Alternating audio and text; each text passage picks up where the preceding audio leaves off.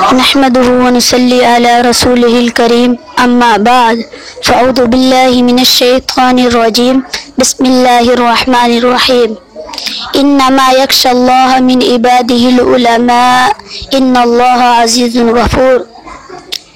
جنہیں میں ڈھونڈتا تھا آسمانوں اور زمینوں میں، جنہیں میں ڈھونڈتا تھا آسمانوں اور زمینوں میں، وہ نکلے میرے ظلمت خانہ دل کے مکینوں میں.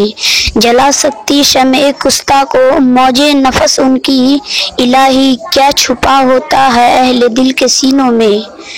نہ پوچھ ان خرقپوشوں کی ارادت ہو تو دیکھ ان کو، ید بیضا لیے بیٹھے ہیں اپنے آستینوں میں.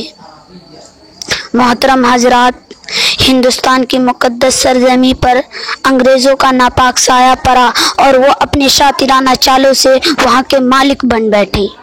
جب باشندگان ہند پر طرح طرح کے ظلم و ستم کے پہاڑ توڑے جانے لگے، جب ہندوستانیوں کو غلام بنایا جانے لگا، ان کی خونوں کو ہولی سمجھ کر بہانے لگے، تو ایسے نازک وقت میں جس شخص نے عالم بغاوت بلند کیا وہ محدث کبیر رئیس الاولیاء شاہ عبدالعزیز ابن رحمۃ اللہ علیہ ہے. جب حضرت کا فتویٰ دینا تھا کہ انگریزوں کی گلیوں میں خلبلی مچ گئی، ان کی نیندیں حرام ہو گئی، جگہ جگہ آزادی کے شعلے بھڑکنے لگے اور آزادی کے پرچم لہرانے لگے، یہ دیکھ کر انگریزوں کو نہ رہا گیا اور وہ فیصلہ کیا کہ ہندوستان سے پہلے مسلمان کو ختم کر دیا جائے گا. چنانچہ 1857 کی جنگ آزادی میں 2 لاکھ مسلمان شہید ہوئے، جن میں 51,000 علماء اکرام تھے. دہلوی میں 500 علماء اکرام کو پھانسی دی گئی اور 1861 میں 3 لاکھ قرآن جلائے گئے.